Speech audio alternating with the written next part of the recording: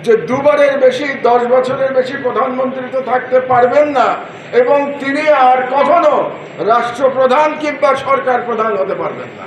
যে সকল রাজনৈতিক দল 2 টার্মের বেশি প্রধানমন্ত্রী থাকবেন না কিংবা 10 বছরের বেশি প্রধানমন্ত্রী থাকবেন না, এ ব্যাপারে তারা ঐক্যমত পোষণ করেছেন।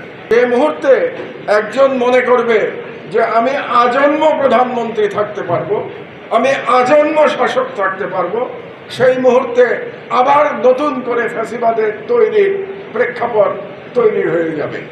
বলা হয়েছে যে 2 বারের বেশি প্রধানমন্ত্রী হতে পারবেন না, কিন্তু বলা হয় নাই যে 10 বছরের পরে তিনি আবার রাষ্ট্রপতি হতে পারবেন না, এটা কিন্তু বলা হয় নাই। ক্যাচটা হচ্ছে রাশিয়ার মতো পুতিন এরকম একটা আইন করেছিল যে 2 বারের বেশি রাষ্ট্রপতি থাকতে পারবে না। তারপরে সে ক্ষমতা নিজের কাছে রাখবার জন্যে সে করলো কি, 2 বার রাষ্ট্রপতি হওয়ার পরে সে একবার প্রধানমন্ত্রী হয়ে গেল, সুতরাং ক্ষমতা তার হাতেই থাকলো। এইটা যদি আমরা বন্ধ করতে চাই তাহলে আমাদের আইন যেটা করতে হবে যে 2 বারের বেশি 10 বছরের বেশি প্রধানমন্ত্রী তো থাকতে পারবেন না এবং তিনি আর কখনো রাষ্ট্রপ্রধান কিংবা সরকার প্রধান হতে পারবেন না। এই কথাটি আপনাদের মাথায় রাখতে হবে। এটা যদি আপনারা না করেন তাহলে আবার ফ্যাসিবাদ ভিন্ন ফর্মে ফিরে আসবে। এটা আমি মনে করছি রাষ্ট্রের একজন সিনিয়র নাগরিক হিসেবে রাজনীতিবিদদের এটা স্মরণ করিয়ে দেওয়া দরকার। তাহলে এটা হলো 1 নম্বর ধাপ। 2 নম্বর, আর যেন কোনোদিন বাংলাদেশে ভারতীয় হেজেমনি, ভারতীয় আধিপত্যবাদ কোনো ফর্মে ফিরে আসতে না পারে, তার ব্যবস্থা আমাদেরকে করতে হবে। কারণ পূর্বে যে ফ্যাসিবাদ এখানে ছিল, সেই ফ্যাসিবাদ তৈরি হতে পেরেছিল কারণ দিল্লি থেকে তাকে ব্ল্যাঙ্ক চেক দেওয়া হয়েছিল। দিল্লি থেকে বলে দেওয়া হয়েছিল যে তুমি যত ইচ্ছা জুলুম চালাতে পারো, তোমার পিছনে আমরা ঢাল হয়ে থাকবো। যেরকম জুলুম আজকে এই মুহূর্তে জায়নিস্ট ইসরায়েল প্যালেস্টাইনের উপরে চালাচ্ছে, গাজার উপরে চালাচ্ছে, তারা কেন চালাতে পারছে?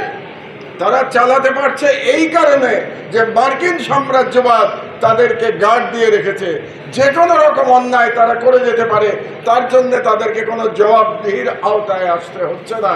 এই কারণে এই ইসরায়েল এই যুগে একটা দানবের মতো ব্যবহার করতে পারছে।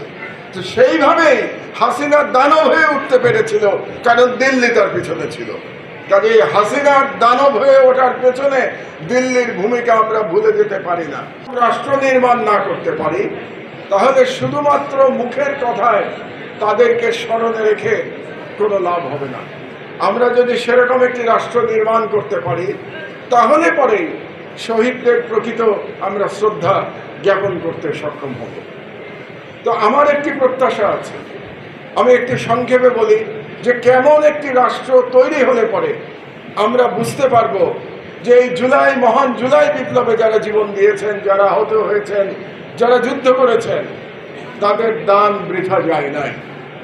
সর্বপ্রথম হচ্ছে যে আরেকটি হাসিনার ফ্যাসিবাদ যেন কোনো ফর্মে আবার বাংলাদেশে ফিরে আসতে না পারে। যে রাষ্ট্রে প্রয়োজনীয় সংস্কার দরকার সেগুলো করতে হবে। তার একটি আমি মনে করি পথ চলা শুরু হয়েছে। আমরা শুনতে পেরেছি